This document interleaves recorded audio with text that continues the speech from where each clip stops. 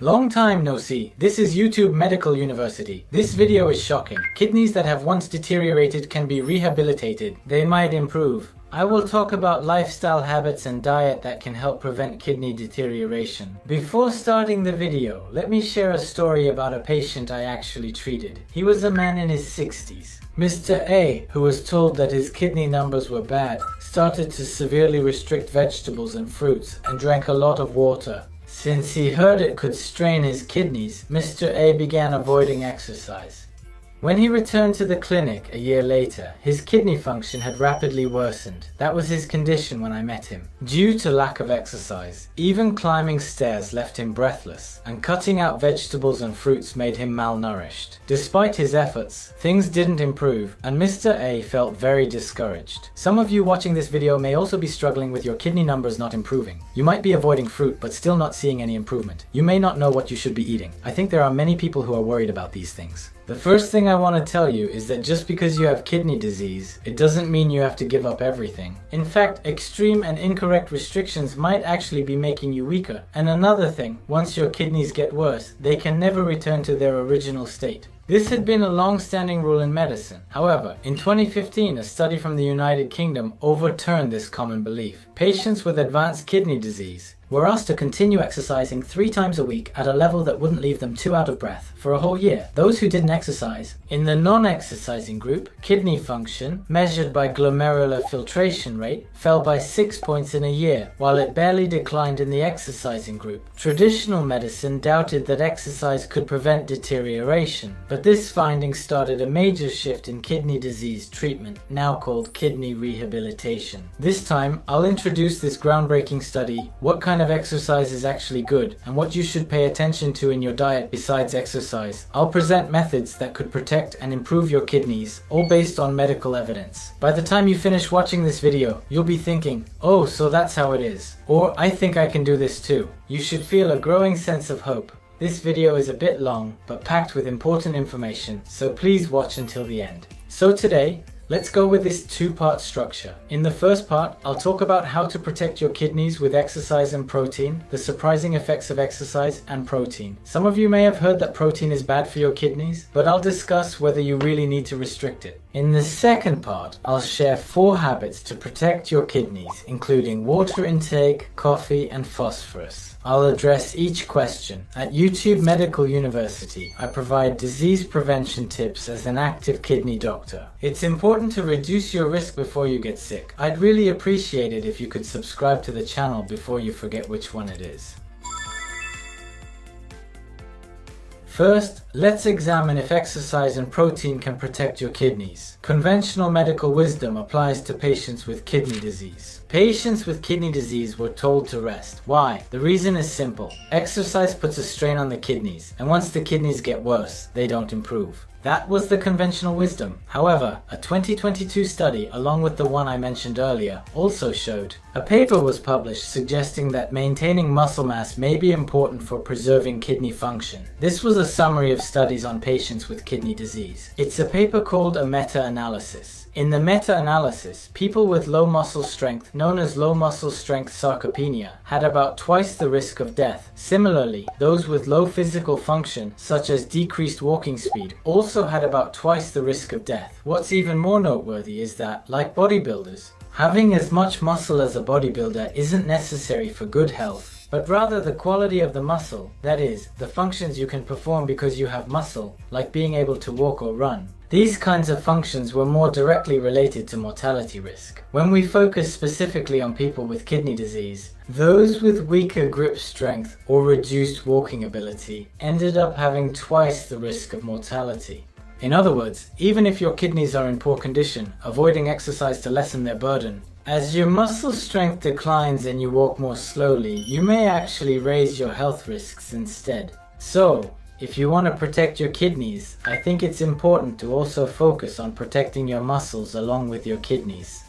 So, how much exercise is recommended? According to top kidney disease guidelines, it is recommended to do at least 150 minutes of moderate intensity exercise per week. If you exercise for 30 minutes a day, do it 5 times a week. If 3 times a week, aim for about 50 minutes each session. Moderate intensity exercise lets you talk while working out. Your breathing quickens, but you can still converse, like during brisk walking. For some people, even jogging is fine. That's the kind of exercise we're talking about. So, what happens to kidney function when patients with chronic kidney disease actually follow such an exercise program? There are some surprising results. This is a study from 2014, where about 3,500 patients were asked to exercise. As a result, for every additional 60 minutes of activity per week, the annual rate of kidney function decline decreased by an astonishing 0.5%. Many of you might think that 0.5% is not much. However, for example, kidney function is measured by something called eGFR, and generally, assuming 100 is the top score if someone has 50 and it drops 5% annually in about 10 years, it will be roughly half that.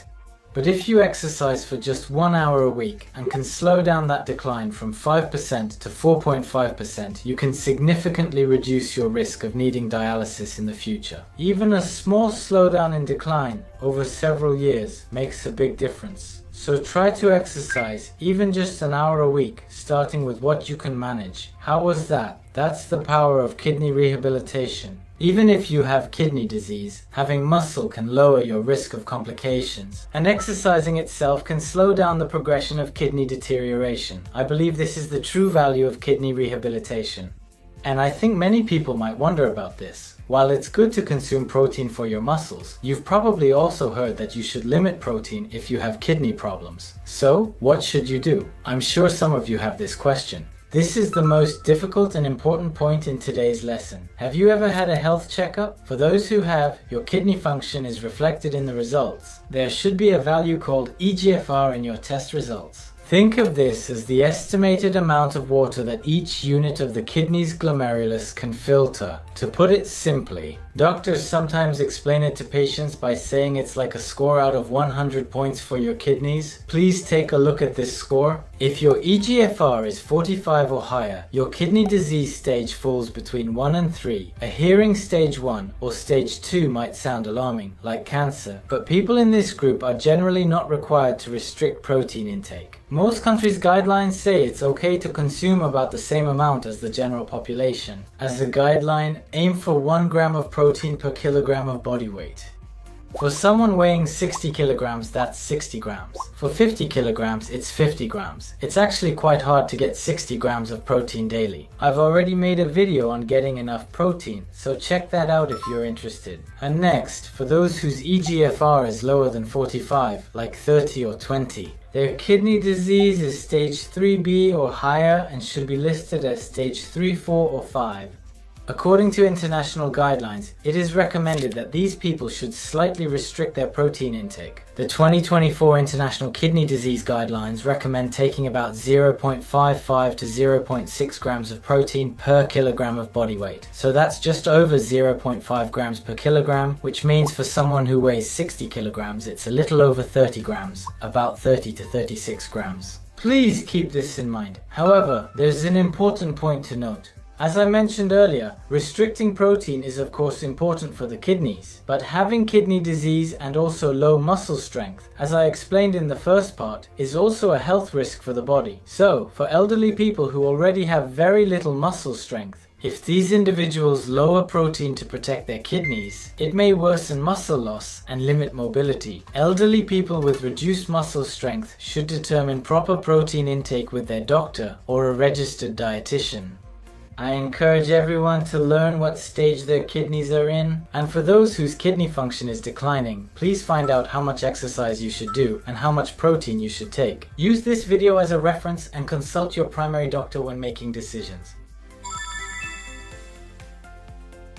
In the long-awaited second period, I'll share 4 key lifestyle habits, besides exercise, to help protect your kidneys. Here is the first of 4 habits to protect your kidneys. It's coffee. Have you ever heard that if you have kidney problems, you should avoid drinking coffee? I'm bringing up coffee this time to refute that idea. There is no clear evidence that coffee is harmful, and many studies show positive effects. For instance, when several studies are combined, a meta-analysis found heavy coffee drinkers. The group had about a 10 to 20% lower risk of developing a kidney disease called chronic kidney disease according to research results. It is suggested that the antioxidant effects contained in caffeine may have a positive impact on the kidneys. Of course, since this is an observational study, we can't say for sure that drinking coffee definitely improved kidney health. It could be that people with healthier kidneys tend to drink more coffee. It might be reverse causality, so taking this at face value is risky. Still, completely avoiding coffee just for your kidneys seems a bit extreme. So, drinking about 1 to 3 cups of black coffee a day shouldn't cause any harm. Of course, adding too much sugar or milk increases calories and obesity risk, so be careful. Here's the second point. Drinking too little or too much water is risky. Surprising, right? People often advise, drink plenty of water to flush toxins from your kidneys. You often hear that dehydration is bad for your kidneys, so you should drink 2 liters of water a day, right? But that 2 liters is just a myth. No one really knows where it came from. A paper published in the medical Journal of the American Medical Association in 2018 showed that forcing yourself to drink a lot of water doesn't actually prevent kidney disease. On the contrary, drinking too much can lead to heart failure or disrupt your body's mineral balance, causing a condition called hyponatremia, which can even be dangerous. We also get fluids from food, and our needs vary with temperature and humidity, so it is generally accepted that you should drink about 1 to 1.5 liters of water per day. I have a detailed video explaining this here, so please check it out. Doing anything excessively isn't good. The third one is salt. When it comes to salt, the risks are much clearer compared to things like coffee or water. Recent guidelines are now even stricter on salt intake. For people with kidney disease, it's now recommended to keep it under 5 grams per day. Honestly, 5 grams is quite strict. A single bowl of ramen has about 6 grams, so eating one puts you over the limit. And the average intake for Japanese people is 10 grams, so that's almost double the 5 gram limit. So if you do anything too extreme, you won't be able to keep it up. So, it's better to gradually reduce your daily intake by 1 to 2 grams from your current diet. How about making an effort to reduce your salt intake? For example, you can aim to cut back by just 1 teaspoon of soy sauce. Have pickles only once a day and limit miso soup to once a day. Even just doing this can greatly reduce your daily salt intake. A small dish of pickles, umeboshi, and miso soup each contain around 1 gram of salt. By reducing how often you have these and switching to warm tea, you can cut down your salt intake by 1 gram. Also, for ramen, try not to drink the soup. Small actions like these are key to protecting your kidneys long term. Why? The reason why salt is important is because consuming salt raises your blood pressure, and when your blood pressure goes up, your kidneys, which are made up of many blood vessels, the internal pressure in the kidneys increases, putting a strain on them and making it easier for kidney problems to develop. The goal of 5 grams of salt per day is just the final target. Why not start by trying to reduce your daily intake by 1 gram? Please share what you are doing to be mindful of this in the comments. The fourth point is this: phosphorus, especially inorganic phosphorus, should be avoided. What is phosphorus? Many people may not know about it. There are 2 types, organic and inorganic phosphorus, and their absorption rates differ greatly. Organic phosphorus is found in large amounts in meat, fish, and beans, but its absorption rate is about 30 to 60%. Inorganic phosphorus in processed food additives is absorbed at over 90%. So, even though it's the same phosphorus, the absorption rates are completely different. Processed foods like these also contain a lot of oil, salt, and fat, so reducing these kinds of processed foods is actually important to avoid worsening kidney disease and to reduce health risks. For example, when you pick up food at the supermarket, try checking the ingredient list. Are there any foods that list things like phosphate, pH adjusters, or binding agents? These contain inorganic phosphorus. Please put those items back and choose fresh foods instead. And when kidney function deteriorates, your body can't eliminate phosphorus, so its levels tend to rise quickly. If you have kidney disease, please tell your doctor, "I'm concerned about my phosphorus levels. What should I do? How careful should I be?" Talk to your doctor when deciding your diet. I wasn't able to cover it this time, but other important lifestyle habits to prevent the progression of kidney disease include getting 6 to 8 hours of sleep each day, relieving constipation, and taking care of your oral health to reduce inflammation in your mouth. Get vaccinated to protect against infections like pneumonia and influenza. These are important points, so please take notes if possible. If you learned something new or were surprised, leave a comment, even a word. It can help you remember. Thanks for watching this long video to the end. If you found this helpful, please subscribe to the channel. It would really encourage me. Here at YouTube Medical University, we carefully share reliable information based on data from the perspective of a practicing doctor. If you enjoyed this, I would also be really happy if you could give it a thumbs up. There was a lot of information, so feel free to listen multiple times or take notes. You don't have to do everything. Just try to incorporate even one thing into your daily life. What's important is to keep it up. Well then, I'll see you in the next video.